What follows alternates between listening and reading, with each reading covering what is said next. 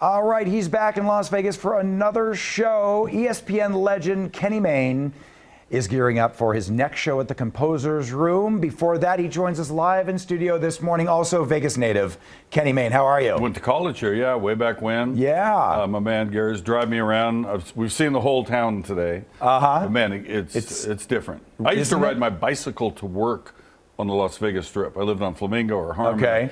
And I'm going to work. And where did you work? Worked at the old Holiday Casino. Oh, I remember that. And we were receivers of goods. So we'd sit, I read the LA Times, the New York Times, the San Francisco Chronicle, the Vegas, and then a truck would pull up and then you'd go empty the bacon or pears or whatever they brought in that day. That is so cool. I love that. And it was legal because we were not working during school time. We were on scholarship. The rules were way different. Way different. You had to, in fact, I remember before I went to UNLV, I had to graduate from junior college because I'd walked on at a different four-year school. Right. And they made you get your AA degree before you could then go to another Division I. Isn't that crazy? And now these kids are millionaires. No rules. Yeah. Yeah. I'm okay that they're getting paid. Yeah.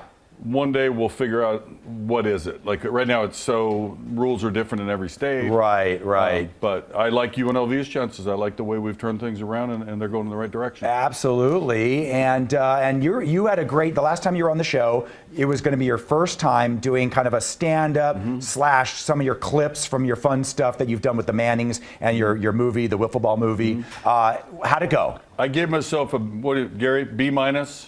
B-, okay. No, I mean, it was like my words were okay. The jokes landed mostly, but I was so fast. You know, you've done this, sure. Right? You have good shows and bad shows. And sometimes you read the prompter too fast, and other times you like settle in. And so I've found slowing it and slowing it and slowing it. I've done a New York show.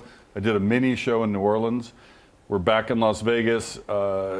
Damien Costa with his cool place over there called the Composer's Room. Okay. It was just kind of an ode to his grandfather who was a composer. Yeah. And it's truly like old school Vegas. And I'm excited to do it. I got a lot of friends and family. Handful of other characters are showing up. And hopefully I do well enough that we can show this elsewhere. Because you're gonna film this one. We're gonna film it, and the hope is somebody, we'll start up there and we'll go down here if we have to. And hope it airs somewhere where people watch the whole thing as an hour of entertainment. Yeah, no, that's awesome. And you have great stories. A lot of people might not, let's say, remember the last time you were on, or may not remember you from your UNLV days, but if you're looking at Kenny and saying, God, why does he look familiar? Well, and the reason when you first walked in the first time, I was like, hey, he's the guy from ESPN. And how many years were you there? I was there 27 years. Yeah. I've been gone for 4 already. That's crazy.